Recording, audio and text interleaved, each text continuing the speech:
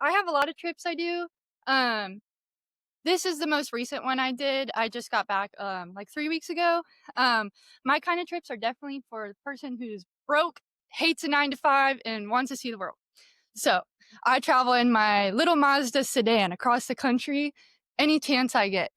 This is just my itinerary. BJ linked it in something. In case anyone was interested, this is more just for myself, but also I drag my boyfriend everywhere. So this is more to send to his mom to show him I am not dragging him up a mountain against his will sometimes. uh, but yeah, so it more helps just because I post campsite coordinates before I go.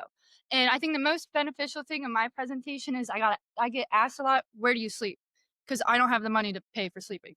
So I use an app called freecampsites.net, and it shows you all these little coordinates where to camp. Another app is called The Dirt with a Y, but it often shows you campsites you have to pay for. So freecampsites.net has been my favorite. But that's the most strenuous part before I go on any trip is finding coordinates of possible places to stay. Do I hit the next arrow? Yeah, okay. So first is the Wind River Range. Now this is the Dolomites of the United States.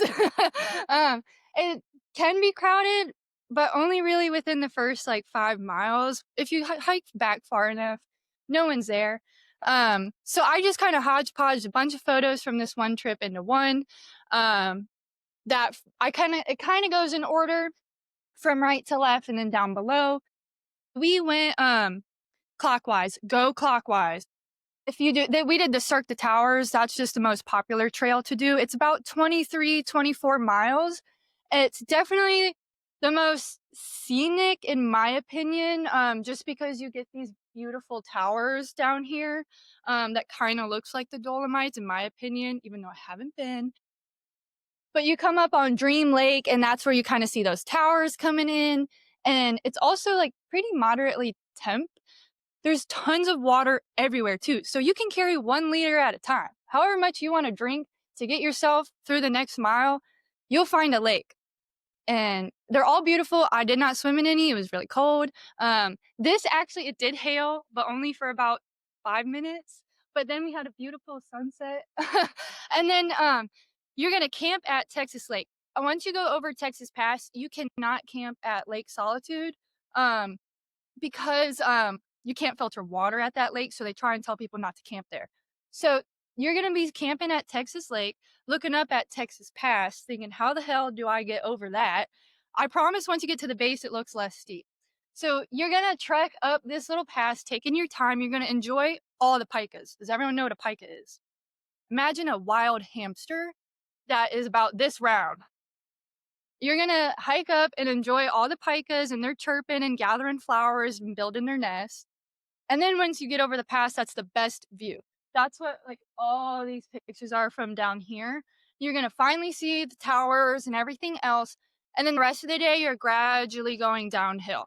So that's why you go clockwise. If you go counterclockwise, you're going to be going uphill for a way longer amount of time. Now, this pass is really steep, but it's short.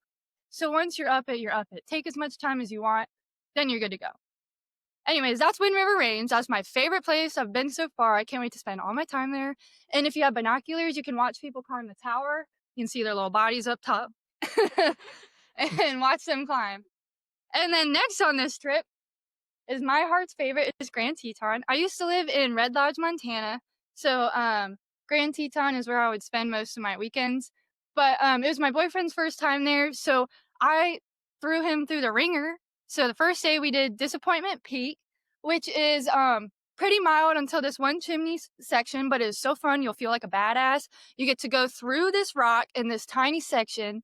And I don't have a pic of it, but you basically mantle up through this rock and it's all protected. So you don't got to worry about falling till you get around the edge. Just don't look down and then you'll be fine.